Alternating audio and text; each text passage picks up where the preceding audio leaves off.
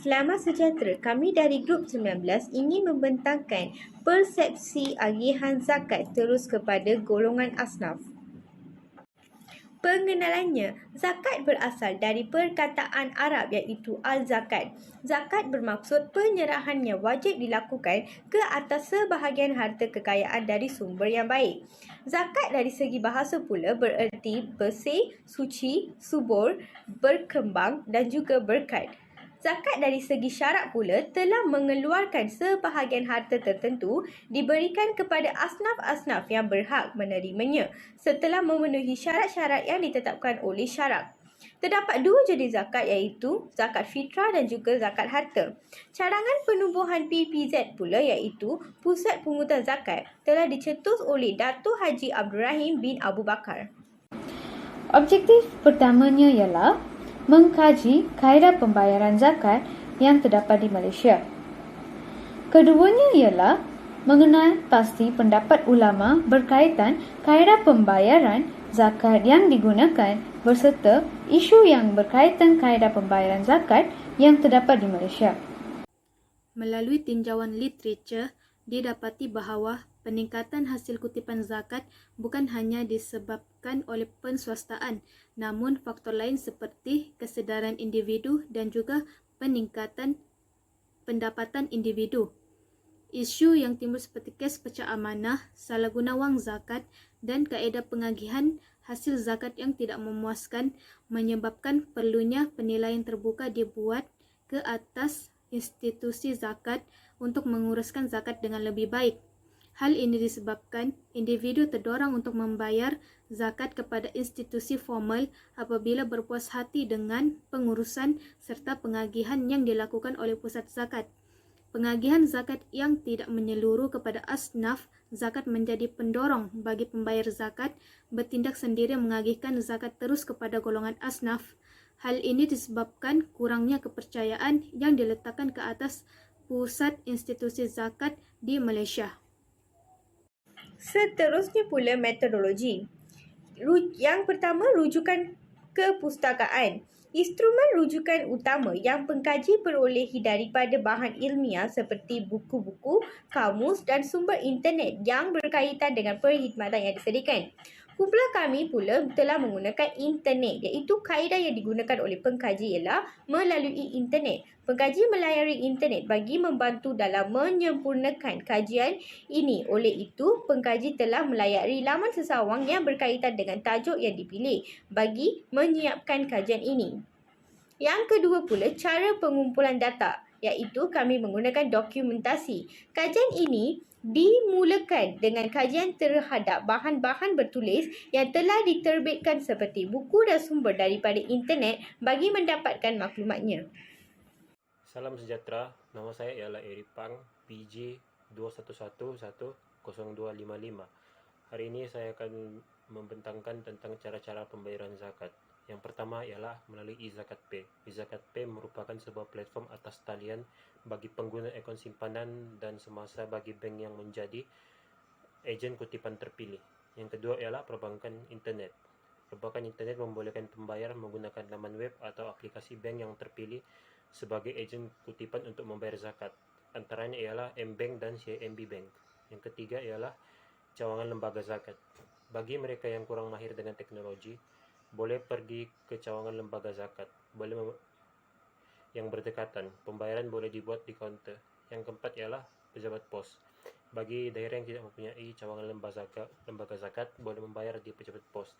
Hanya perlu gunakan sijil bayaran zakat yang disediakan di kaunter pembayaran. Salinan slip bayaran zakat perlu disimpan.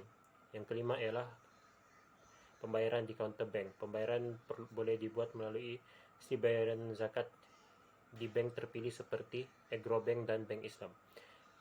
Pembayar hanya perlu mengisi maklumat peribadi dengan lengkap dan resit rasmi akan dipos ke alamat pembayar. Yang keenam ialah kad kredit. Pembayar boleh menggunakan kad kredit yang mempunyai status Islamik dan mematuhi syariah untuk membayar zakat. Pembayaran dibuat di kaunter zakat. Sementara hanya kad kredit tempatan dan bank Al-Raji sahaja yang diterima. Sekian, terima kasih. Selamat pagi dan selamat sejahtera kepada pensyarah dan rakan-rakan sekalian.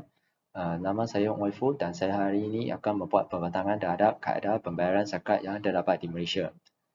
Yang pertama ialah skim potongan gaji atau dikenali sebagai skim pekat yang membolehkan membayar zakat mereka secara bulanan ataupun secara berjadual melalui potongan gaji bulanan mereka.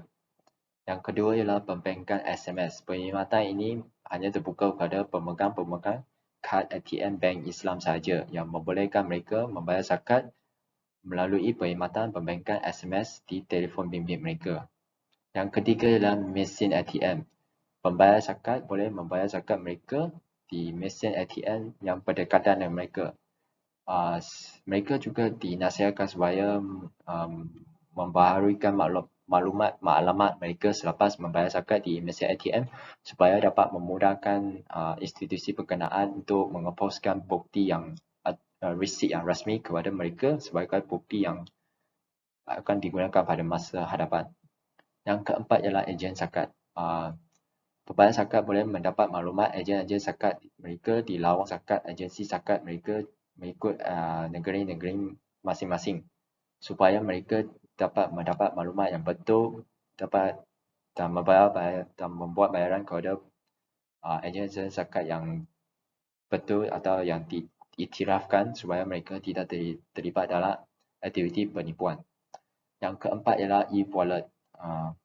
E-wallet adalah dikenali sebagai dompet elektronik yang membolehkan pembayar zakat membayar zakat mereka secara elektronik yang berperanan dalam menyimpan data sekaligus berfungsi sebagai instrumen pembayaran secara online. Antara e-wallet yang dikenali di Malaysia ialah Touch 'n Go, Boost, Shopee Pay dan sebagainya. Seterusnya, saya Nurhidayah binti Ramani akan menerangkan hukum bagi kaedah pembayaran zakat. Pertama sekali, hukum membayar zakat secara langsung kepada golongan asnaf ialah masih sah jika zakat yang diberikan kepada asnaf yang layak, tetapi pada masa yang sama, perbuatan ini tetap berdosa kerana melanggar peraturan dan undang-undang pemerintah. Antara faktor yang menyebabkan seorang itu memilih untuk membayar zakat terus kepada golongan asnaf ialah enggan membayar zakat di kaunter zakat. Hal ini disebabkan terdapat beberapa pihak menganggap institusi zakat tidak cekap dalam mengagihkan zakat serta tidak yakin dengan institusi zakat. Seterusnya, hukum membayar zakat secara dalam talian adalah masih sah.